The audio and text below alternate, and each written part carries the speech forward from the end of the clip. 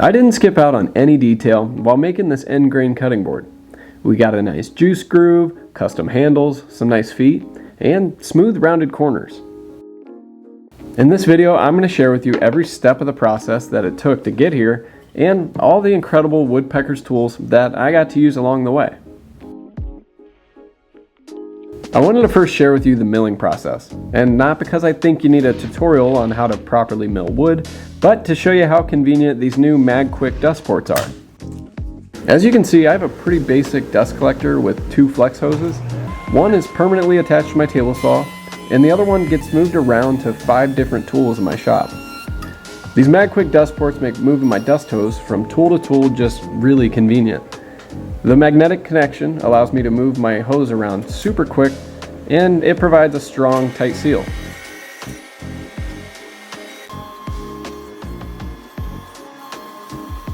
Once I was all done with the joining and planing, I was ready to switch my dust collection over to my table saw. And it wasn't until recently that I've actually been able to do that. These old plastic blast gates that I used to have were constantly jammed with sawdust, and they never really shut properly. So I switched to these full throttle blast gates. These open and close differently. They use a butterfly valve instead. They work much better, and they definitely improve my dust collection. Now, since I'm going to be doing a lot of ripping here, I went ahead and threw in my dedicated glue line rip blade. This blade has only 30 teeth instead of 40, and it makes that ripping process go much faster, and it delivers a smoother cut. After I ripped all my strips down to 1.5 inches wide, I switched back over to my crosscut blade to cut them down to final length. And for that, I'm going to be using my auto scale miter sled. I just set the stop at 16 inches and then cut all my strips down to size.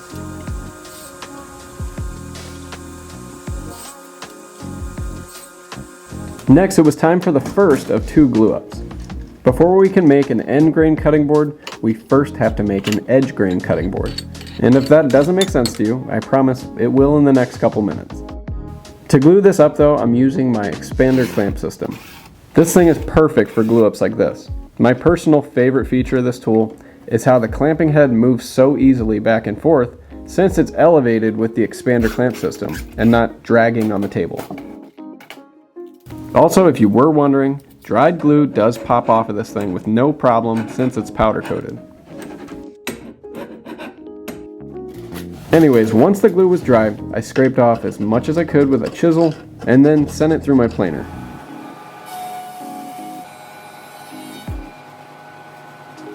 Now to turn this into an end grain cutting board, I had to cross cut it back into strips.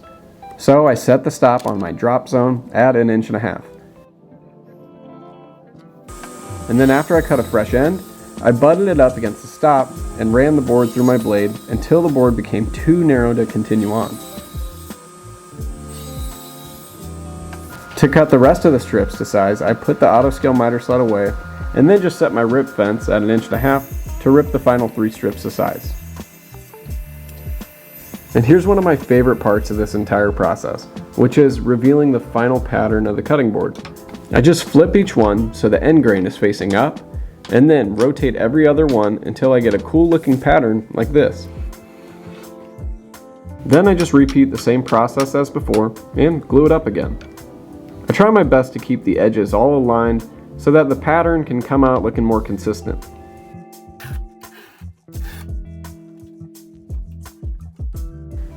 After I let it dry for a few hours, I remove as much dried glue as I can to prep the board for flattening. With an end grain cutting board, you definitely don't want to just send it through your planer. You would get a ton of tear out, and the end grain is definitely not good for your planer blades.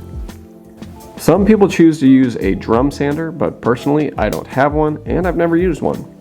Instead, I like to use my route and plane benchtop board mill to flatten my cutting boards. It can be used with all different sizes of routers. If you have a big plunge router with a nice dust collection port, you will definitely make less of a mess than I'm about to make, but the mess doesn't really bother me. It's kind of fun actually, and my trim router is just a lot less cumbersome, so I like using that more. Anyways, with one side perfectly flat, I just flipped it over and went ahead and flattened the other side. If you want to see a longer, more detailed video of the route and plane benchtop board mill, I'll leave a link directly below this video, and you can check that one out after this one's over.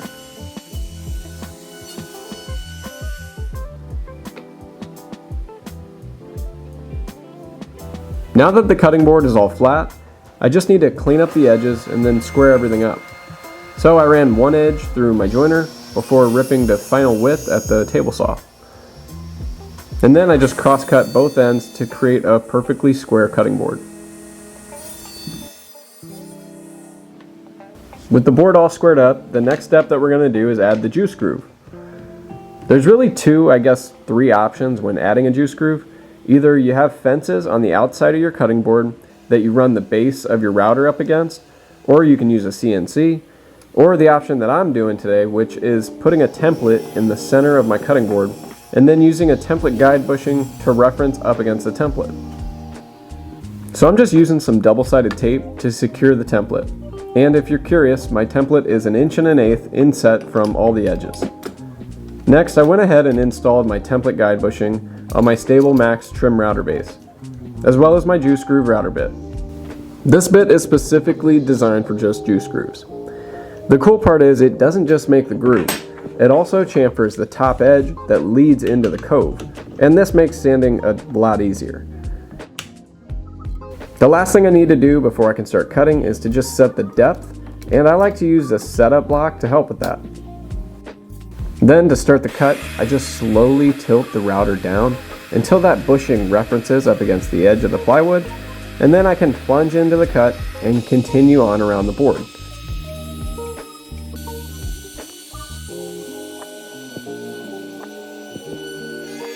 I like to take 3 separate passes to get to my final depth, and here you can see that nice chamfered top edge.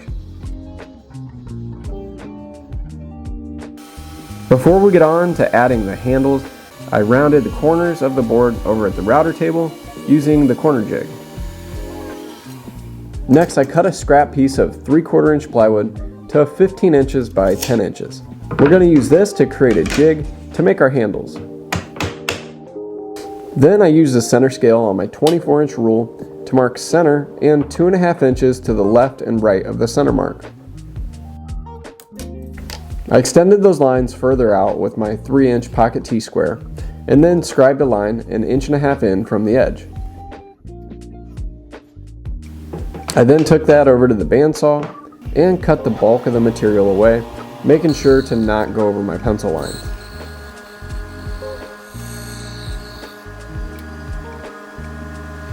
Now to clean up the jig, I'm actually using a template to make a template.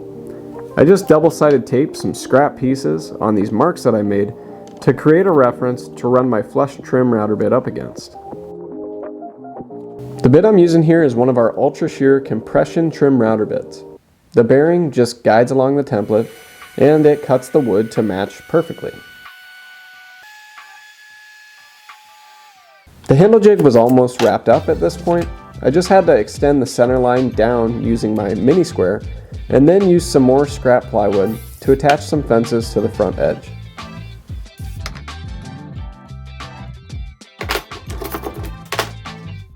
Now on to finally using the jig. To line everything up, I marked center on both ends of the cutting board, and then I aligned the center mark on my jig with the center line on my board and clamped the jig in place. The bit I'm going to be using with this jig is one of our ultra shear deep reach bowl bits. We offer these in both 1/4 inch and 1/2 inch shank, and they come in a variety of different radii. But the bit that you see me using here, it has a 1/4 inch radius. I like to take off no more than 1/8 inch of material per pass and just keep adjusting down until I hit my reference mark. Once I finished routing the handle, I then flipped the board over and then repeated the process on the other side. At this point, we were almost finished.